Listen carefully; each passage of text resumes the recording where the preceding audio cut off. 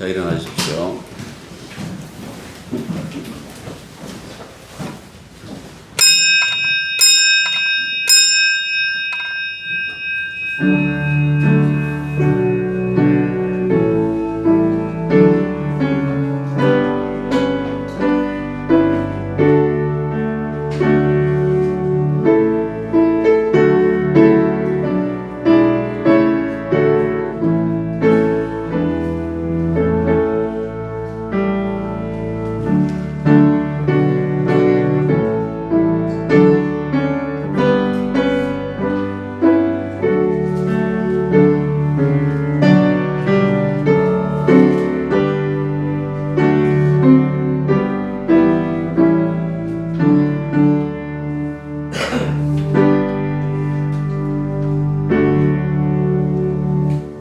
아버지 하나님, 새벽 안개가 태양이 떠오르고 곧 사라졌습니다.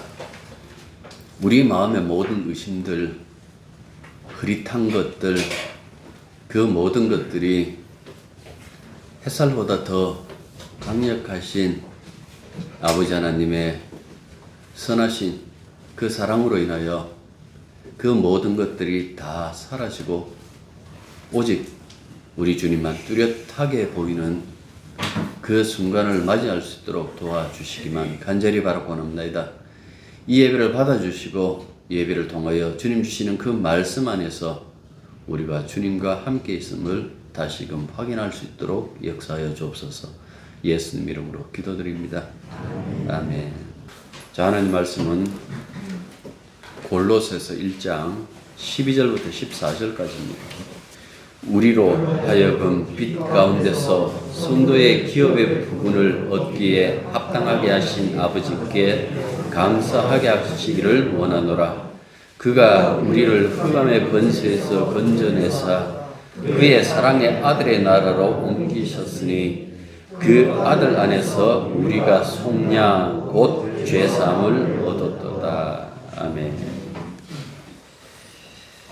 골로새서 1장을 여러분들에게 말씀을 드리면서 지난주도 그 말씀 드렸습니다만은 개인의 몸으로 살기가 아니라 이제부터는 그리스도의 몸에 참여하여 그리스도의 몸으로 살기로의 전환이었기 때문에 우리의 삶이라는 것이 전혀 이전과는 다르다라는 그 말씀을 드렸습니다.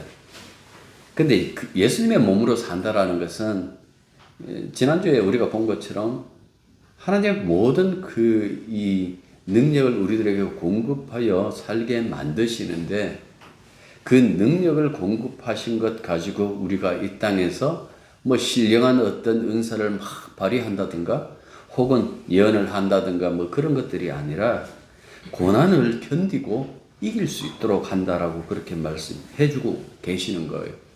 그러니까 그리스도의 몸으로 산다라는 것은 그러면 필연적으로 이 로마서에서 이제 사도 바울이 그 말씀을 하고 있습니다만은 필연적으로 고난이 뒤따른다라는 것을 말씀드렸어요.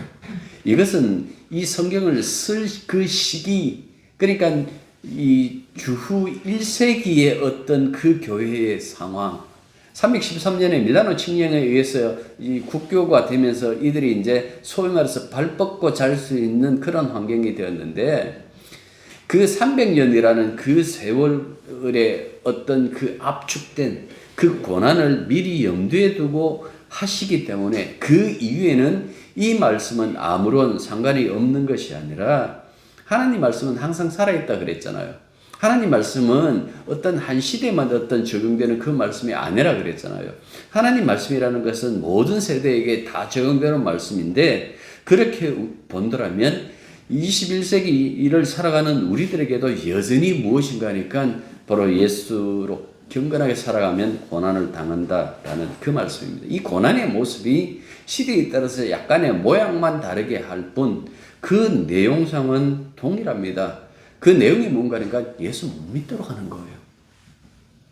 예수 의지하지 못하도록 하는 거예요. 그것은 살해의 위협으로 못 믿게 하든지 아니면 이 세상의 유혹을 가지고 못 믿게 하든지 아무튼 그 고난이 목표하는 바, 이 고난을 주는 그 세력의 목표하는 바는 다른 것이 아니라 바로 예수를 믿지 못하도록 그분께 모든 것을 의지하고 살지 못하도록 하는 것이다 라는 그 말씀입니다.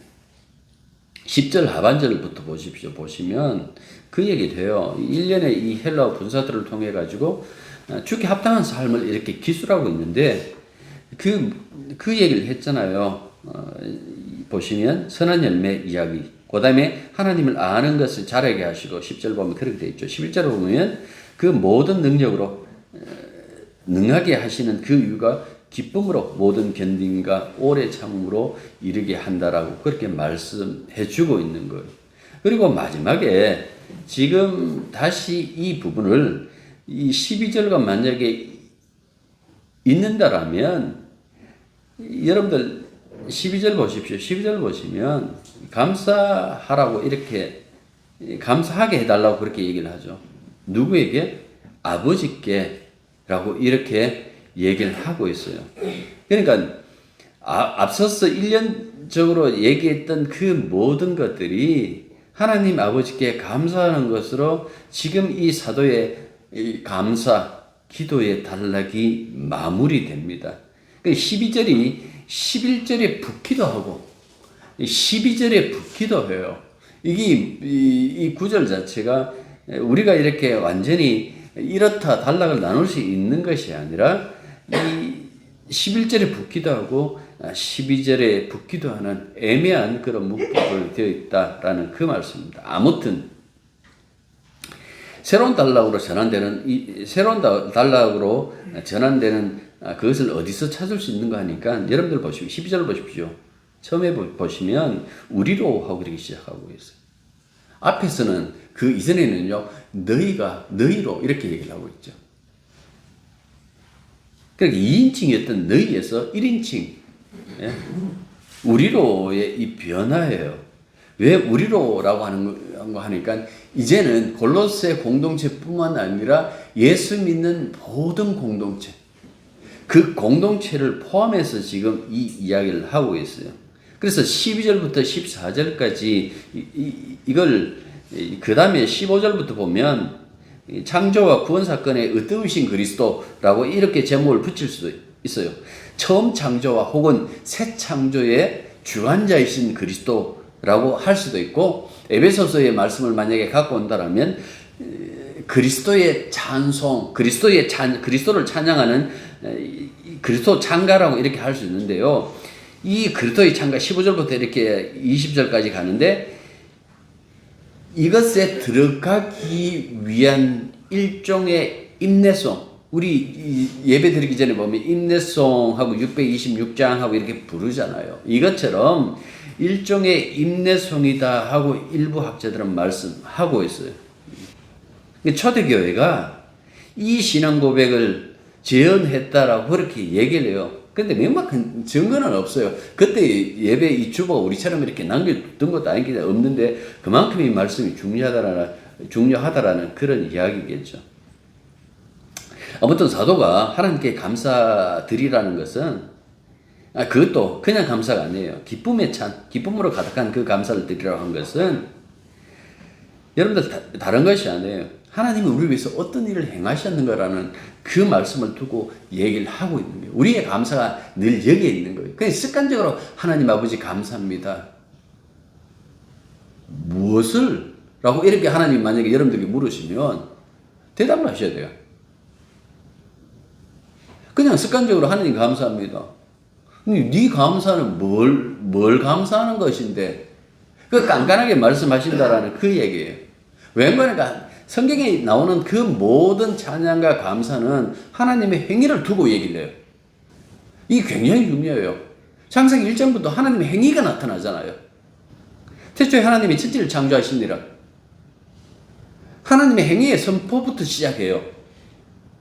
그만큼 하나님이 우리 위해서 어떤 일을 하셨는가 아는 것이 굉장히 중요하다라는 그 말씀입니다. 그들이 누리고 있는 그 모든 영적인 그 선물, 그 현실을 사도가 직시하라고 얘기하고 있는데 그것 때문에 감사하는데 그 감사들을 가만히 돌아보면 자기들의 노력으로 인하여 얻은 것이 하나도 없다라는 그 사실을 알기 때문에 감사하라는 그 말씀이에요. 그래서 골로새서도 철저하게 모든 것들이 하나님의 선물이라는 것을 우리들에게 말씀해 주고 있어요. 그래서 성경에서 감사라고 이렇게 얘기할 때, 특히 이 사도 바울의 신학에서 감사라고 하는 것은 그리스도인들이 은혜로 구원받고 은혜 가운데 살고 있다라는, 그 주장의 또 다른 면이에요. 그냥 사도 바울이 감사하게 하십시오, 여러분들이 감사하십시오라고 했을 때에, 그 감사라는 것은 단순히 하나님은 신이시고 우리는 인간이기 때문에 그냥 감사합니다라는 것이 아니라, 그분의 은혜로 말미암아 구원받았고, 그분의 은혜로 말미암아 현재를 살아가고 있고, 그분의 은혜로 말미암아 장차 부활의 몸을 입을 것이라는 그 모든 것들을 다 압축해 갖고, 우리가 그분의 그 소나기에서, 그분의 어떤 그 붙드심에서 살고 있다라는 것을 주장하는 것을 가지고 여러분들 그냥 한마디로 감사하십시오로 그렇게 얘기하는 거예요. 이 근본적인 복음의 진리를 왜 상기시켜 줄까요? 여러분들 거짓 교사들 혹은 이단들의 특징들이 뭔가 하니까, 뭔가 예수님의 십자가의 그 피가 부족한 것처럼 얘기를 해요. 십자가의 피로 말미암아 구원받는 것이 아니라 여러분들의 수고가 있어야 된다라고 늘 주장하죠. 주님의 그 십자가의 그 피가 우리의 그 미래를 확고하게 안정시켜 준 것이 아니라, 여러분들의 그 얼만큼 노력하는 날에 따라서 여러분들의 미래가 안정되고 확고해진다라고 그렇게 유혹하죠. 이단치고 돈 끌고 모으지 않는 이단들이 있던가요? 없어요. 가끔씩 미친 이단이 있겠지만 99.99%가 그렇게 해요. 어떻게 그렇게 빼먹는가 하니까 여러분들 생각해 보십시오. 그냥 헌금하십시오 하면 안 해요. 돈의 위력을 지금 현대인들이 다 알고 있거든요. 그러니까 뭐라고 얘기를 합니까? 여러분들이 감히 상상하지도 못하는 그 미래의 그 아름다운 것들을 확보하기 위해서 여러분들 지금 투자하십시오. 투자하지 않고 결과를 얻을 수는 없지 않습니까? 라는 식으로 몰고 간다라는 그 말씀입니다. 인간의 수고를 통한 그 변화가 상당할 것입니다. 여러분들이 어떻게 하느냐에 따라 갖고 여러분들의 미래가 달라집니다. 이 이단들의 특징이에요. 바울 선생님들을 보면 끊임없이 율법주의자들과 싸우는데 그들의 특징이 뭡니까? 안식일 지켜야 된다. 요즘 우리말로 하면 이제는 뭐 그 소리가 좀 많이 거의 뭐 싸그러졌습니다만 주일 성수해야 된다. 그 다음에 음식물도 가려 먹죠. 그 다음에 절기도 특별한 절기를 만들어 가지고 그들을 지키려고 막 하죠. 사도 바울은 예수님의 피로 말미암아 우리가 완전히 구원받았다라는 그 사실에 대해서 그 어떤 것도 접근해갖고 그걸 훼손할 수 있는 그 이론들을 다 이단으로 취급해버려요. 천사를 할지라도 저주받을지어다라고 그렇게 얘기를 해요. 예수 믿는 사람들은 바울이 그 얘기를 하잖아요. 누가 자기를 위해서 사는데? 우리는 자기를 위해서 살 수 없다라고 그렇게 얘기를 해요. 예수 믿는다라는 것은 자기를 위해 살지도 못하고 자기를 기쁘게 할 수도 없다 그랬어요. 예수 믿는 사람은 주님을 위하여 살고 주님을 기쁘시게 혹은 하나님을 기쁘시게 하기 위한 삶이라 그랬는데, 그걸 갖고 제가 여기서 뭐라고 얘기를 하는 건 그리스도의 몸으로 살기라고 그렇게 얘기를 해요. 이걸 다른 말로 하면 교회라고 할 수 있어요. 근데 한국 교회가 워낙 이 교회라는 이 용어 자체를 잘못 사용하기도 하고 또한 타락한 그 모습을 보이니까 그냥 그리스도의 몸, 그 몸에 참여하여 몸으로 살기라고 그렇게 얘기를 하는 거예요. 왜 하나님을 기쁘시게 하며 살아야 될까요? 왜 우리는 주님을 기쁘시게 하며 살아야 될까요? 그 이유를 12절부터 14절까지 얘기를 해주고 있어요. 우리로 하여금 빛 가운데 성도의 기업의 부분을 얻기에 합당하게 하신 아버지께 감사하게 하시기를 원하노라. 그가 우리를 흑암의 권세에서 건져내어 그의 사랑의 아들 나라로 옮기셨으니, 여기 보면 하나님의 행동이, 이 하나님만이 할 수 있는 그 행위를 하신 거예요. 그러니까 하나님이 하나님답게 그 일을 하신 거예요. 그래서 그 아들 안에서 우리가 속량 곧 다시 말해서 죄사함을 얻었다라고 그렇게 얘기를 하고 있습니다. 누가 이렇게 하냐는 이야기죠. 사단은 그리스도인들이 누리는 새 생명의 토대를 다시 한번 골로새 교인들에게 상기시켜 주는 거예요. 너희들이 이미 땅에서 하늘로 흑암의 권세에서 아들의 그 나라로 옮겼다. 이게 이 단락의 특징이에요. 여러분들 가만히 보십시오. 내가 과연 땅에서 하늘로 올라갈 수 있을까? 흑암의 권세에서 벗어나서 이 빛의 빛 가운데 그 아들의 나라로 갈 수 있을까? 없어요. 이 과정이 필요한 것은 하나님의 무한한 능력밖에 없어요.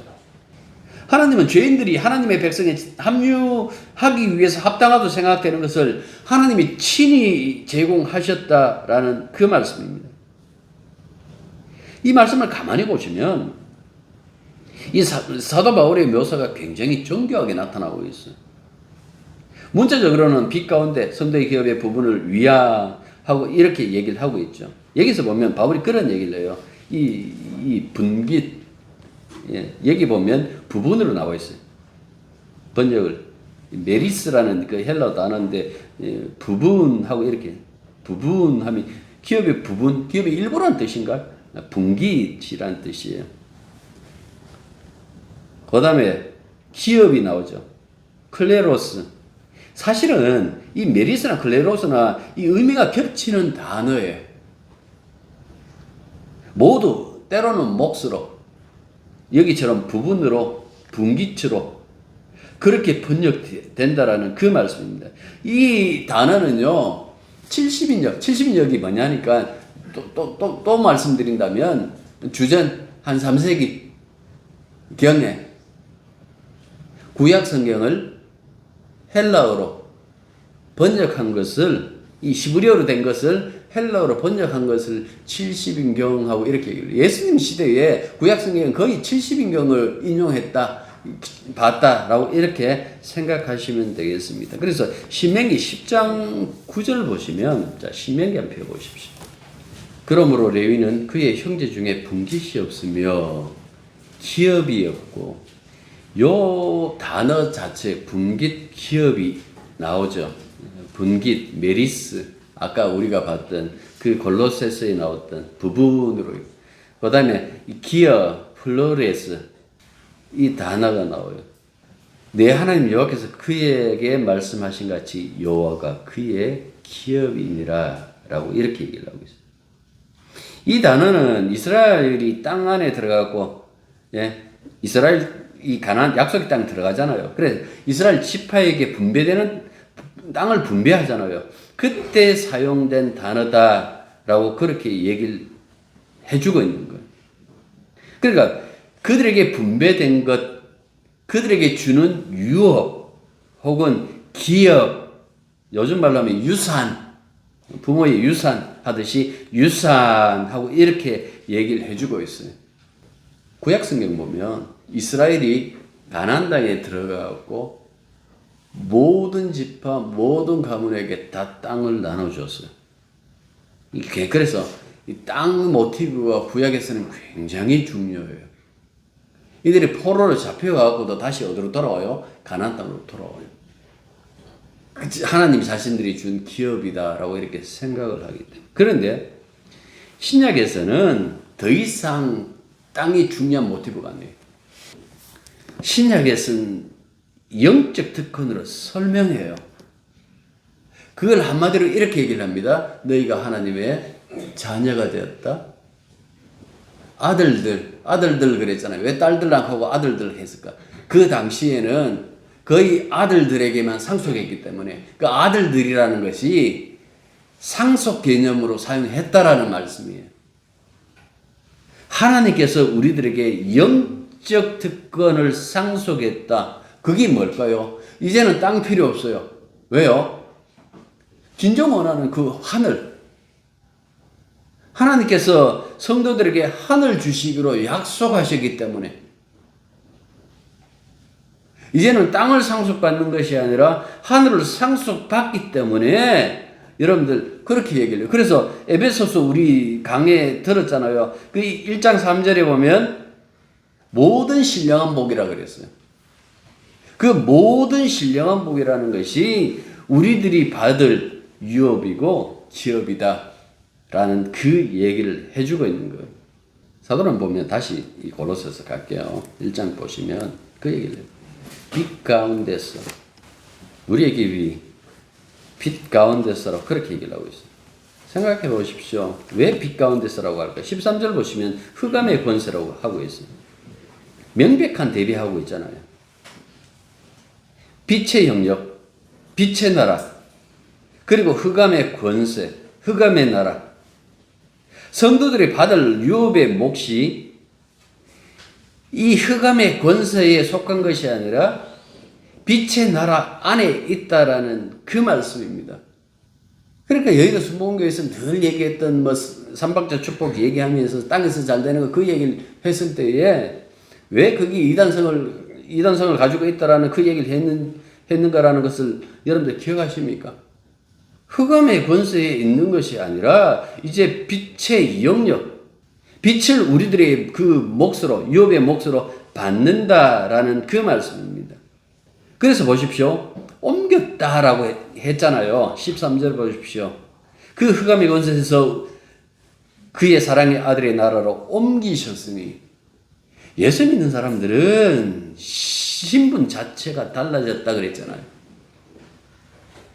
우리가 이 땅에 대한민국 사람으로 살고 있지만은 궁극적으로 그리스도인으로 말하면 우리는 대한민국 사람 아니에요.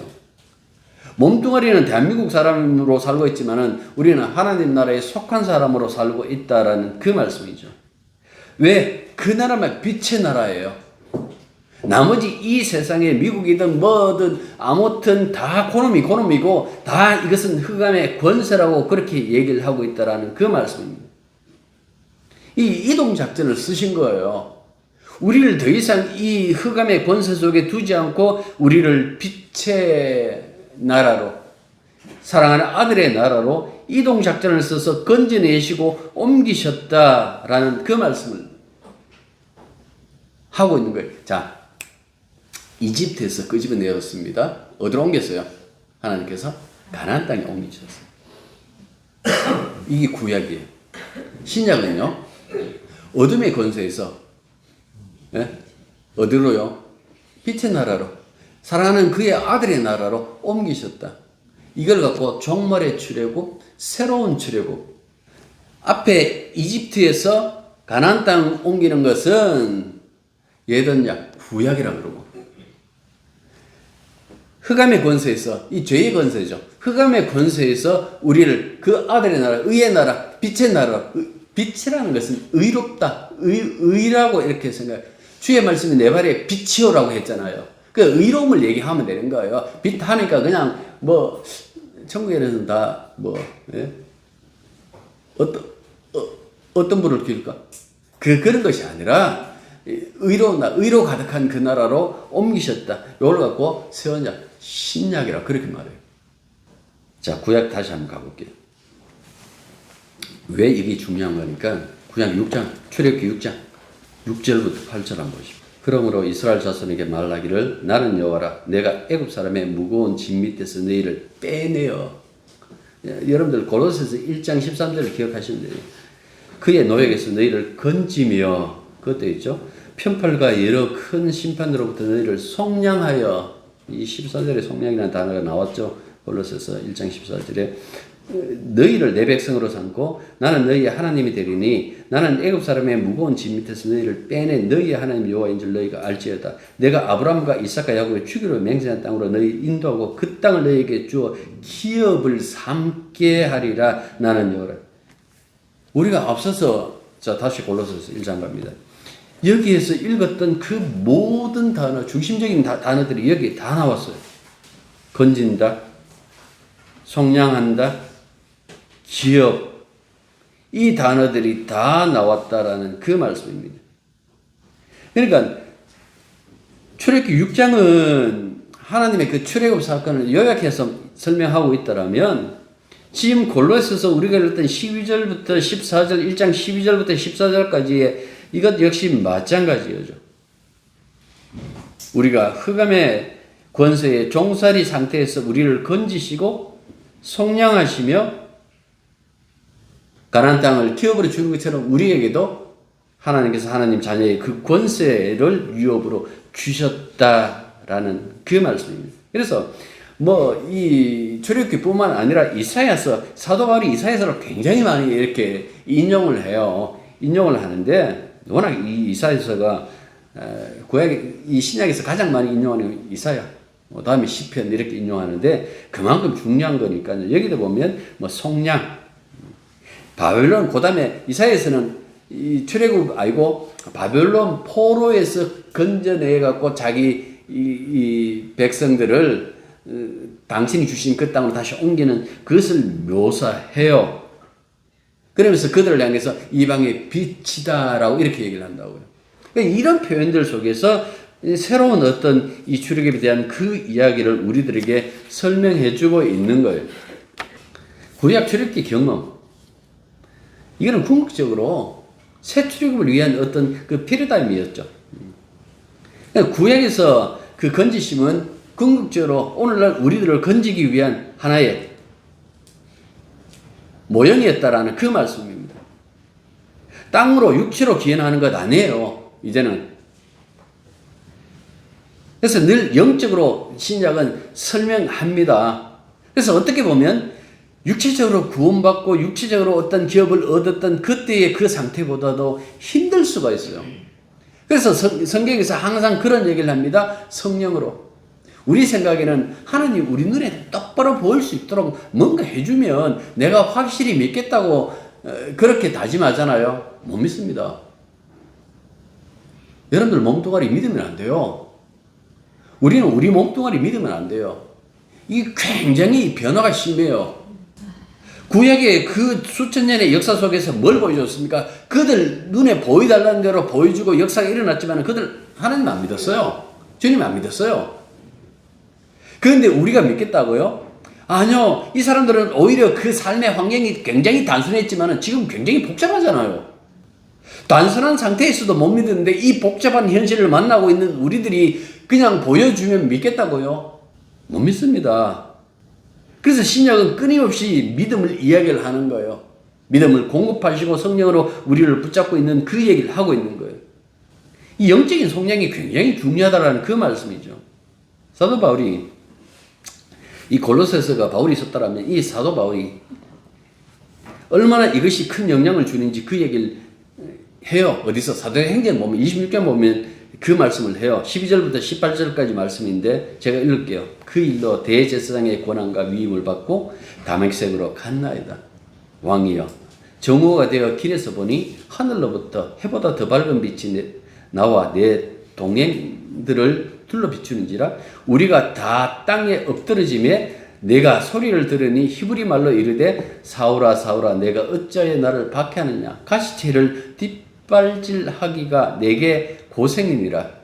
내가 대답하되 주님 누구시나이까? 주께서 대답하되 나는 내가 박해하는 예수라. 일어나 너의 발로 서라. 내가 내게 나타난 것은 곧 내가 나를 본 일과 장차 내가 내게 나타날 일을 너로 종과 증인을 삼으려 하니 이스라엘과 이방인들에게서 내가 너를 구원하여 그들에게 보내어 그 눈을 뜨게 하여 어둠에서 빛으로 사탄의 권세에서 하나님께로 돌아오게 하고 제3과 나를 믿어 거룩하게 된 무리 가운데서 기업을 얻게 하리라 하더라.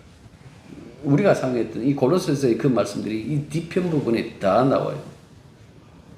흑암의 권세 속에 살았다. 이스라엘 백성들이 이집트에 나올 때 파라오의 그 종들로 노예로 살았잖아. 이것도 마찬가지예요. 흑암의 권세로 살았어. 우리 역시 마찬가지예요. 흑암의 권세. 흑암의 권세라는 것은 누가복음 22장에 보면 그 얘기를 악한 세력이 활개치는 그것을 이렇게 영역이라고 그렇게 얘기를 해요. 우리가 믿음의 세계에 주님이 우리를 옮겨주시기 이전에 우리가 살아있던 곳이 어딘가니까 흑암의 권세예요. 나는 모태신앙인데 여러분들 모태신앙이든 상관없이 흑암의 권세예요. 그 순간에서 예수 믿음으로 말미암아 지금 아들의 나라로 옮겨졌다고 그렇게 분명히 말씀해 주고 있는 거예요. 흑암의 권세라고 하니까 뭐 어둠의 자식들이라는 거 나타나는 것처럼 늘 폭력적이고 살인적이고 늘 뭐 음흉하고 뭐 그런 줄 아세요? 흑암의 권세라는 것은 하나님의 의가 없는 어떤 그 상태를 이야기를 해요. 이 세상에 아무리 아름답게 보인다 할지라도 하나님 눈에는 그건 흑암의 권세예요. 아무리 본인이 선하게 산다고 노력한다고 할지라도 하나님 없이 살 수도 있다, 주님 없이도 살 수 있다고 생각하면 여러분들 그 사람은 흑암의 권세 아래에 있는 거예요. 참 이상하죠. 몇 년 전에 자주 제가 그 말씀 드렸습니다만은 18세기, 19세기 그 낭만주의에 빠졌을 때에 인간들에게 교육시키면 그 인간들이 선하게 바뀔 줄 알았어요. 그런데 안 그래요. 우리들이 편리함 때문에 혹은 어떤 이 시대의 발전을 위해서 이렇게 만든 그 다이너마이트도 그렇잖아요. 노벨. 결국 자기가 만든 것이 전쟁에 사용되고 수많은 사람들이 죽어가는 것을 보고 난 다음에 자기가 모든 것을 다 털어버리잖아요. 사람들이 교육시키면 인간은 변할 것이다 생각하는데 안 그래요. 한국 사회가 70년대에서 뭐 60, 70년대 이렇게 생각하시다가 그 다음에 오늘날 생각해 보십시오. 그때보다 지금이 더 나아졌는가? 아니에요. 그때는 문 열어놓고 살았고 지금은 문 닫고 살아요. 비록 호롱불 켜고 지금은 LED 사용하면서 편리하게 사용할지 모르겠지만은 그때는 군불 때고 지금은 지역 난방을 통해서 혹은 뭐 이렇게 가스를 통해서 살 수 있겠지만은 여러분들 생각해 보십시오. 이 세월이 가면 갈수록 인간은 더 나아지는가? 더 나아지지가 않아요. 한국 사회가 굉장히 많이 발전했어요. 지금 떠들고 있는 게 뭡니까? K방산. 근데 한 걸음만 더 생각해 보십시오. 도대체 이게 뭐 하는 건가? 사람 죽이는 거예요. 돈이라면 사람 죽이는 것에 더 기꺼이 투자하겠다라는 것이 사람들의 생각이에요. 근데 흑암의 권세가 아니라고요? 우리의 삶이 그렇게 아름답게 왜 예수님이 이 땅에 오셔서 십자가에 죽어야 되는지 여러분들 다른 사람은 몰라도 예수 믿는 사람은 알아야 돼요. 우리 속에 있는 그 불가능성을 인정해야 된다고요. 내 힘으로는 되지 않는다. 흑암의 권세 자체가 굉장히 은밀해요. 은밀하게 영향력을 끼쳐요. 나는 거기에 물들은지도 모르게 거기에 스며들고 어느새 보면 그 인간의 마음이 검은색이 돼 있어요. 검다라는 색깔로 생각하지 마시고 빛의 권세. 이게 주님이 갖고 오신 거예요. 성경에서 어떻게 보면 항상 그 얘기를 해요. 교회에서 말하는 성경에 있는 그 이야기들 그리스 신화에서 다 말할 수 있다. 그리스 신화에도 그 신의 부활에 대해서 나온다. 뭐 다 얘기를 해요. 뭐 굳이 이것이 꼭 이렇게 서로 영향을 줬다라고 생각하는 사람들이 생각보다 많아요. 근데 읽어보면 굉장히 신화적처럼 보여요. 이원론적이죠.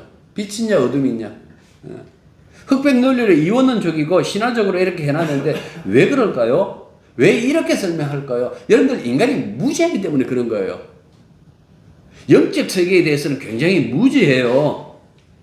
최종적으로 사람들이 말하는 게 뭡니까? 하나님 없다 아니에요. 신은 없다. 그 앞장을 지금 과학이 앞장서서 하고 있고 분명히 신이 없다라는 그 이야기를 하고 싶은 거예요. 인간은 자기 힘으로 이 흑암의 권세에서 못 빠져나온다고요. 어둠의 세력은 사람보다 강해요. 이집트에서 이스라엘이 빠져나올 때 스스로 빠져나오려고 한 적이 한 번 있었어요.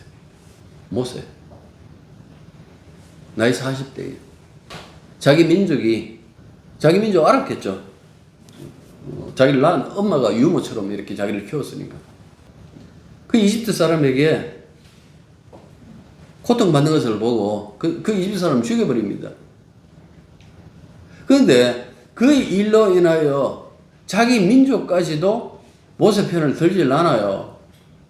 그 사람 죽여서 우리도 죽일 것인가라고 그렇게 생각해갖고 도망가 버린다고. 그리고 40년 지나요. 왜 이 이야기를 해놨을까요? 인간은 스스로 어떤 이 노예 상태, 이 세상의 권력으로부터 빠져나오지 없다라는 그 사실을 알려주기 위하여 얘기하시는 거예요. 하나님이 직접 개입하셨고 그 10가지의 재앙을 통해 가지고 하나님께서 직접 빼내 오시는 그 이야기를 해준다고요. 신약 역시 마찬가지예요. 하나님 아들을 통해서 우리들에게 그 말씀 해주고 있는 거예요. 이걸 우리들에게 설명해 주고 있죠. 지금 뒤에 절반밖에 안 있는데 일단은 마무리 짓고 다음 주에 제가 계속 이어가겠습니다. 아무튼 그런데 어디로 옮겼다 그랬습니까? 여기 보시면 우리를 흑암의 권세에서 13절 다시 보십시오. 건져내어 그의 사랑의 아들의 나라로 옮기셨으니 이 사랑의 아들이라고 얘기를 했어요. 이 이야기가 이사야도 나와요. 이스라엘은 하나님의 사랑을 받은 유일한 민족이에요. 이걸 신약의 입장에서 얘기를 하는 거예요. 그렇게 얘기를 하면 제가 마태복음 여러분들 기억하실지 모르겠는데 성탄절 때마다 이렇게 할 때에 예수님이 이렇게 이집트로 갔다가 다시 들어와요. 이 이집트 역할은 이 헤롯 일당들이 한다 그랬잖아요. 그래서 이제는 장소 문제가 끼어져 버렸다 그랬잖아요. 지역의 문제가 아니고 이집트라는 것은 예수를 핍박하는 모든 것이 다 애굽이다라는 그 말씀을 드렸어요. 그래갖고 돌아오는데 예수님과 그 가족들이 돌아오는 이걸 갖고 출애굽 사건으로 본다라면 진짜 이스라엘은 누구밖에 없다? 예수님밖에 없어요. 나머지 다 거짓말이에요. 참된 이스라엘이 누구냐? 예수님밖에 없어요. 그러니까 보십시오. 예수님이 세례 받으실 때 하늘에서 어떤 소리가 났습니까? 이는 내 사랑하는 아들이다. 내가 기뻐하는 아들이다. 이 얘기를 지금 해주고 있는 거예요. 우리를 그 아들의 나라로 옮겼다. 흑암의 권세에서 아들의 나라로 옮겼다. 물론 여러분들 아들 이 바실레이아 투 휘우라고 이렇게 되어 있어요. 휘우라는 거 있어요. 휘오스라는 그 아들 이름인데 휘우라고 이렇게 되어 있어요. 바실레이아 투 휘우라고 이렇게 되어 있던데 이 보면 이 아들의 나라라는 것은 나라라고 했을 때 이 바실레이아 이 단어가 이 복음서에 보면 굉장히 많이 사용해요. 뭐 하나님 나라 혹은 하늘 나라 이렇게 나와요. 그런데 여기 보면 이 사도 바울의 이 13권의 이 서신 가운데서 뭐 그 서신을 맞춘 건 아니지만 딱 13번이 사용되었다고 그렇게 봐요. 예수님은 습관적으로 하나님 나라라고 이렇게 얘기를 했어요. 도대체 왜 하나님 나라 그랬을까요? 우리가 생각하는 천국. 예? 옛날에 펍시 콜렛이 말하는 것처럼 지금 매신을 짓고 있는 공사 한참 중인 어떤 그런 장소를 얘기를 할까요? 아니에요. 그건 아니고. 하나님 나라라는 것은 이 예수님께서 완곡하게 하나님에 대해서 이야기를 할 때 하나님 나라라고. 그 왜 말인가? 하나님의 통치라는 뜻이니까. 하나님의 통치를 이야기를 해요. 그래서 15절부터 예수님이 누군지 그 얘기를 하는 거예요. 당신이 누구신지를 특징 지으면서 설명하고 있다라는 그 말씀입니다. 그래서 오늘 이 말씀을 통해서 딱 한 가지만 기억하십시오. 우리 옮기진 사람이다. 우리는 세상에 있지만 세상에 속하지 않는 사람이다. 우리는 어둠의 세력이 아니라 빛의 나라로 옮겨진 사람이다. 우리들의 능력이 되는 것은 이 세상의 권세, 세상의 힘이 아니라 아들의 나라, 아들의 힘이다. 아들의 능력이다. 우리는 하루하루 아들의 능력으로 살지 이 세상이나 세상의 것으로 살지 않는 존재다. 굉장히 혼란스럽겠지만 여러분들 신앙을 이렇게 규정할 수 있다라는 그 말씀입니다. 이 과정에서 우리의 힘이 들어간 것이 아니라 주님의 희생이 들어갔다는 것을 성경은 끊임없이 우리들에게 다시 반복해서 설명해 주고 있는 겁니다. 나머지는 다음 주에 계속해서 이어서 하겠습니다. 기도하겠습니다. 세상에 있지만 세상에 속하지 않는 사람입니다. 우리는 여전히 이 몸으로 여러 가지 제약들을 겪고 있음에도 불구하고 하나님의 자녀라고 말씀하셨습니다. 우리는 여전히 어떤 때는 죄도 짓고 엉뚱한 생각을 한데도 불구하고 빛의 나라에 속한 하나님의 자녀라고 말씀하셨습니다.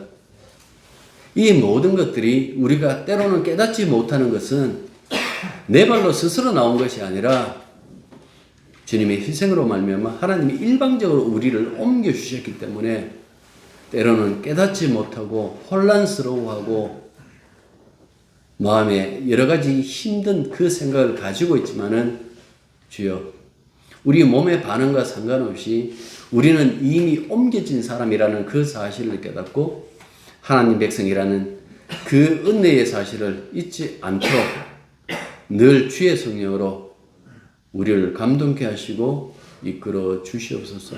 예수님 이름으로 기도드립니다. 이제는 우리 주 예수 그리스도의 은혜와 하나님 아버지의 크신 사랑과 성령의 교통하심과 교제하심이 진실로 우리를 흑암의 권세에서 사랑하는 아들의 나라로 옮기신 하나님의 그 크신 은혜만 바라보고 살기로 다짐하는 당신의 백성들 위해 특별히 연약하여 주님 누워 계시는 당신의 자녀들 위해 이제부터 항상 함께 있기를 축원합니다.